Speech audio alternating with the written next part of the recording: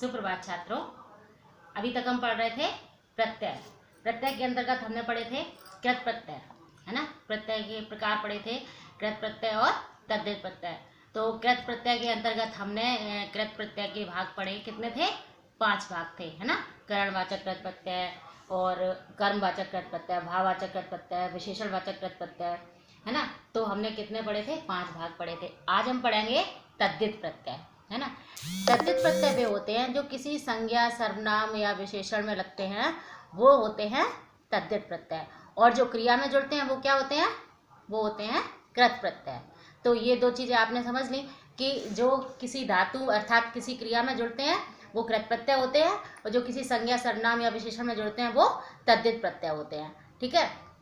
तद्धित प्रत्यय के 8 भाग होते हैं, जैसे कि संबंधवाचक जो हमने पिछले पढ़े हैं उसके वही 5 तो वही हो गए, और लघुतावाचक, स्थान सूचक, इस तरह से कुल मिला के 8 तद्धित प्रत्यय होते हैं। तो हम विस्तृत रूप से आज चर्चा करेंगे तद्धित प्रत्यय की। चलिए आगे पढ़ते हैं तद्धित प्रत्यय। देखिए ये भाग है 25। अभी तक आपने कितने भाग पढ़ लिए? 24 भाग पढ़ लिए हैं। ठीक है। अब हम पढ़ते हैं तद्धित प्रत्यय। देखिए, जो शब्द या शब्दांश संज्ञा, सर्वनाम, विशेषण के अंत में जुड़कर, केवल एक यही बात याद रखनी है आपको कि चाहे जब किसी क्रिया में कोई शब्द जुड़ते हैं तो कृत प्रत्यय, और संज्ञा, सर्वनाम या विशेषण में जुड़ते हैं तो तद्धित प्रत्यय होते हैं, है ना। तो विशेषण के अंत में जुड़कर नए शब्दों की रचना करते हैं, उन्हें तद्धित प्रत्यय कहते हैं। ठीक, इतनी बात समझ में आई ना कि जो शब्द या शब्दांश संज्ञा, सर्वनाम, विशेषण के अंत में जुड़कर नए शब्दों की रचना करते हैं उन्हें तद्धित प्रत्यय कहते हैं। अब तद्धित प्रत्यय के 8 प्रकार के होते हैं। कितने प्रकार के होते हैं? 8 प्रकार के होते हैं। ठीक, अब देख लेते हैं कि कौन कौन से होते हैं। सबसे पहले कर्तृवाचक संज्ञाएं बनाने वाले तद्धित प्रत्यय। अब देखिए इसमें क्या लिखा है? संज्ञाएं बनाने वाले। कर्तृवाचक संज्ञा, कर्तृवाचक संज्ञा बनाने वाले तद्धित प्रत्यय। अब कर्तृवाचक हमने वहाँ पे भी पढ़े थे। कहाँ पे? जब हमने कर्तृवाचक, तो उसमें क्या लिखा था? कर्तृवाचक कृत प्रत्यय पढ़े थे, है ना। अब हम क्या पढ़ रहे हैं? कर्तृवाचक संज्ञा बनाने वाले तद्धित प्रत्यय। अर्थात प्रत्यय वही रहेंगे, कर्तृ, संबंध, विशेषण, भाव, लेकिन जब वो संज्ञा में जुड़ेंगे तो तद्धित हो जाएंगे, है ना। सर्वनाम में जुड़ेंगे तब भी तद्धित हो जाएंगे, और अगर वो क्रिया में जुड़ेंगे तो कृत हो जाएंगे, है ना। तो कर्तृवाचक संज्ञा बनाने वाले तद्धित प्रत्यय, और संबंधवाचक संज्ञा बनाने वाले तद्धित प्रत्यय, और विशेषण बनाने वाले तद्धित प्रत्यय, और भाववाचक संज्ञा बनाने वाले तद्धित प्रत्यय। इतने तो हमने कृतवाचक में भी पढ़े थे। अब थोड़े ये जो 4 जो अलग से हुए हैं वो क्या है? लघुतावाचक तद्धित प्रत्यय। लघुता का मतलब क्या होता है? छोटा कर देना, किसी भी चीज़ को छोटा, मतलब जो जैसे कि घंटा है ना। अब घंटा को हम अगर घंटी कर दें तो वो क्या हो जाएगा? लघु रूप हो जाएगा उसका। तो किसी भी शब्द का, किसी भी संज्ञा क्या हम लघु रूप कर दें तो वो क्या हो जाएगा? लघुतावाचक तद्धित प्रत्यय हो जाएगा, है ना। स्थान सूचक तद्धित प्रत्यय, किसी भी स्थान, आप देखिए संज्ञा क्या होती है? किसी विषय, वस्तु या स्थान के नाम को संज्ञा कहते हैं, तो स्थान सूचक तद्धित प्रत्यय हो गए, है ना। ये 2 बार लग गया है। और बहुवचन बनाने वाले तद्धित प्रत्यय। ठीक, तो ये कितने हो गए? आपके 8 हो गए हैं। ये दो लिख गए हैं इसमें, एक जैसे ही, इसकी जगह कोई दूसरा होगा, अभी हम बता देंगे आपको।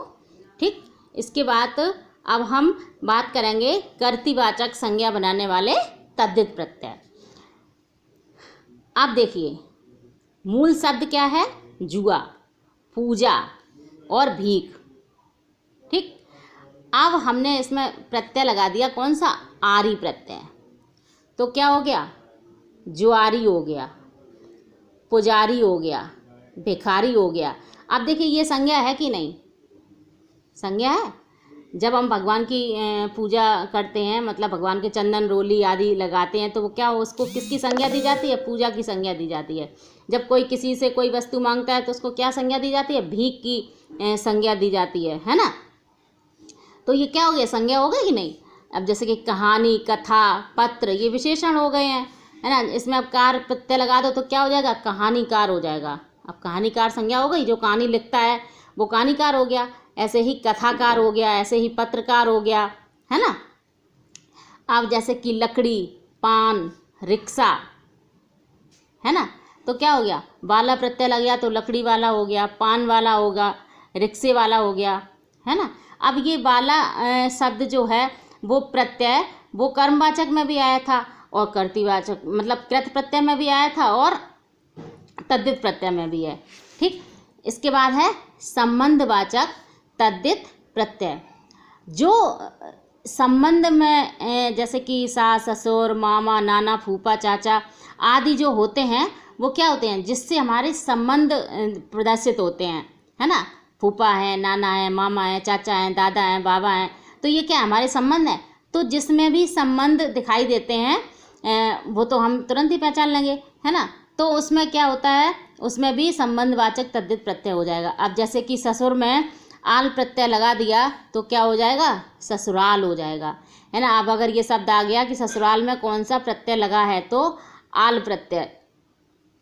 अब ऐसे ही नाना, है ना, अब इसमें हाल प्रत्यय लगा तो क्या हो जाएगा, ननिहाल हो जाएगा। मामा लगा है तो क्या हो जाएगा, इसमें एरा शब्द लगा तो क्या हो जाएगा, ममेरा हो गया, फुफेरा हो गया, चचेरा हो गया, है ना।